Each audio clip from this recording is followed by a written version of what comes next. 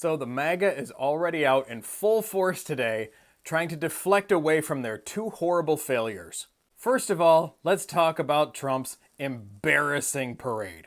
He was expecting this huge North Korea-style parade with hundreds of thousands of people and troops filling the streets and tanks and dreadnoughts and shit everywhere. And this is what he got.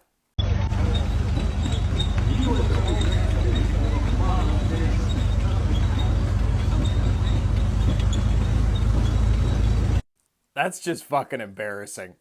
Empty seating, empty bleachers everywhere. The crowd was incredibly unimpressed, dead silent, and the loud squeaking of the tanks was just chef's kiss. It was an absolute embarrassment to this huge show of power that he wanted to have. And then he just gave a speech at the end where he's like, "Our country is great, our army is great." He didn't mention the protests, he didn't mention any of the wars and crap that he's trying to start in the Middle East. He just kept it very boring and was like, "All right, guess that's it." The only comparison I really have to this is if your boss was like, "I have a major announcement for our company, and everybody mandatorily must show up to this fancy restaurant for this announcement." You show up to the restaurant and he orders like 10 of everything. And then his announcement is, "Our company is great. I made a paper airplane.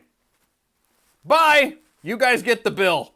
I mean, it was that sad. And today, the MAGA are out in full force with all of the right-wing media claiming there were 250,000 people there. Which, as you've seen, the seating was sparse, like empty seats everywhere, just like his first inauguration.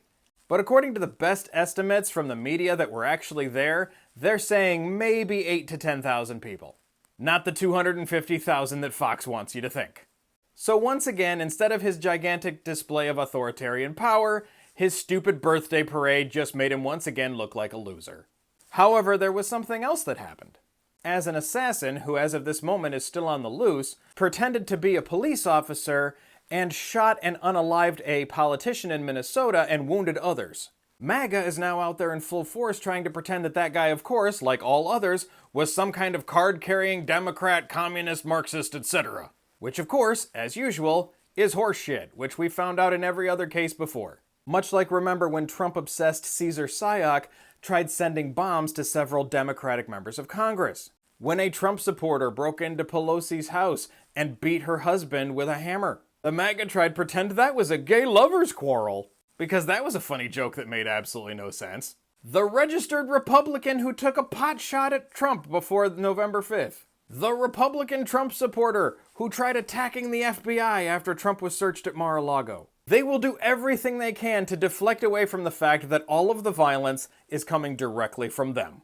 This guy was a registered Republican who voted for Trump, who had a hit list in his car that included many prominent Democrats and anti-abortion activists. And his best friend even said that he was a conservative who voted for Trump and was strongly against abortion rights. Yet somehow Fox and other news organizations are going to try to spin this that somehow he was a massive Democrat. And probably a drag queen, somehow. Meanwhile, as usual, this just follows the long list of MAGA Republican violence since Trump showed up on the scene.